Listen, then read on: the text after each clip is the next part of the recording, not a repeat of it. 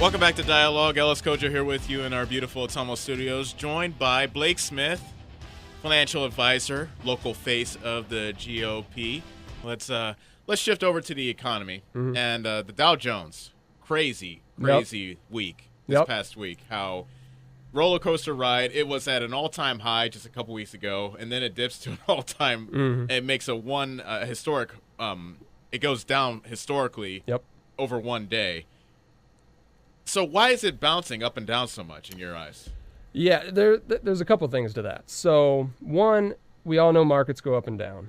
Okay, corrections, and a definition of a correction is a 10 to 12% drop, and corrections are not abnormal. Corrections happen, and we kind of forgot about them because we didn't see any of them in 2017.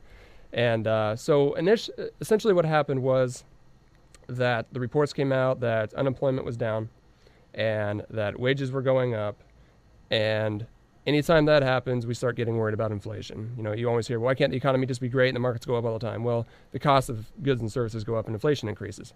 So that got people nervous on a couple Fridays ago, which led into the bad week that we saw last week.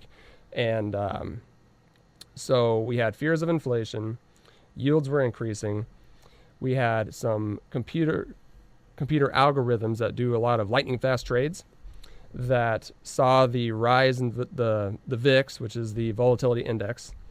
And so they started with a handful of people who were selling equities in the first place. These computers reacted quickly and started trading and selling in our own little version of Skynet and the Terminator, if you will, selling off very, very quickly. It became self-aware. It kind of did. It kind of did. And it was, it's kind of a concern to an extent because, I mean, it was part of this domino effect. And so when that happened, it increased the volatility, the VIX index even more. And with this long hiatus that we've had with very low volatility all through 2017 up until just recently, there was quite a few bears out there who had shorted the VIX index. So what that means is they wanted it to go up. And the day that it did, there was a lot of people who had shorted it. There was a lot of leverage on it. And as soon as that VIX index spiked, it drove it up. Because it was leveraged, it drove it up even further. So it was kind of a combination of the things. We fears of inflation, higher yields, these computer trading machines selling off very quickly, and then a lot of leverage on the VIX index. So it was just kind of a domino effect. But all in all, I think we'll see more volatility this year in the economy. I think that the economy is still healthy. I think it's accelerating. I don't think it'll be as smooth sailing as it was last year, but I think we'll have a positive year. I was very optimistic after the tax cuts.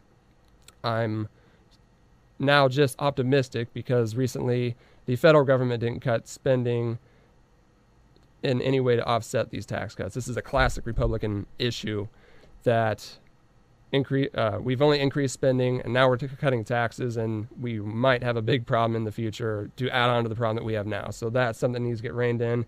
Rand Paul was the only one who stood there and filibustered that, and that is an issue. That is a growing concern of the growing deficit. We got to take one more break. I have a question for you regarding the economy. We'll answer it on the other side. We have Blake Smith in studio. He'll be here for one more segment here on Dialogue.